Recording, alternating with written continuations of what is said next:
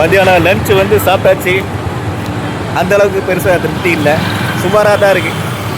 மத்தியானம் லன்ச்சு சாப்பிட்றதுக்கு, அதுவும் பிரியாணி சாப்பிட்றதுக்கு ஆர்ஆர் பிரியாணி போயிடலாண்ணா அப்படின்னு ஒரு பிளான் போட்டோம். பட் வந்து பார்த்திங்கன்னா அந்த கடையை தூக்கி ரொம்ப நாள் ஆச்சு, அது தெரியாமல் அங்கே போயிட்டோம். வேறு வழியே இல்லாமல் சரி எஸ்எஸ் போகலாம் அப்படின்னு சொல்லிட்டு அங்கே போயிட்டோம். அங்கே வந்து பார்த்திங்கன்னா ஆல்ரெடி சொல்லிட்டேன், அண்ணா ஆல்ரெடி நான் இங்கே சாப்பிட்ட எக்ஸ்பீரியன்ஸ் இருக்குது, எனக்கு வேணாண்ணா, அதுவும் இல்லாமல் அங்கே சாப்பிட்டா எனக்கு ஒத்துக்காது அப்படின்னு சொன்னேன். பரவாயில்ல தம்பி வாடா அப்படின்னு சொல்லி கூட்டிகிட்டு போயிட்டாங்க. அந்த 2 மாடி அந்த ஸ்டெப்ஸு ஃபுல்லாமே அவ்வளோ கூட்டங்க, சரியான ரஷ்ஷு. நாங்களும் வெயிட் பண்ணி அதுக்கப்புறம் தான் போய் சாப்பிட்டோம்.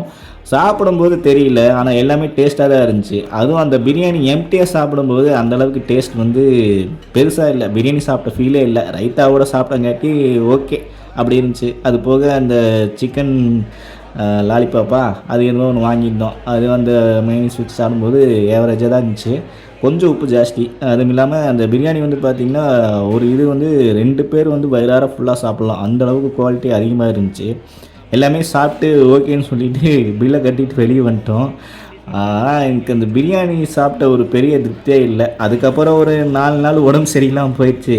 வயிற்றால போகுது, அது பண்ணுது இது பண்ணுது அப்படின்னு சொல்லிட்டு அந்த 4 நாள் வச்சு செஞ்சிருச்சு. நாங்கள் சாப்பிட்ட 4 பேர்த்துக்கும் அதே கண்டிஷன் தான். அதனால் எஸ்எஸ் போய் நீங்கள் சாப்பிட்றீங்க அப்படின்னா கொஞ்சம் ஜாக்கிரதையாக போய் சாப்பிடுங்க. இல்லை நீங்கள் சாப்பிட்றீங்க அப்படின்னா ப்ரோ அப்படிலாம் ஒன்றும் கிடையாது, எனக்கு நல்லா தான் இருக்குது, பிரியாணினா வேறு லெவலு அப்படின்னா அதுவும் கீழே கமெண்ட் பண்ணுங்கள்.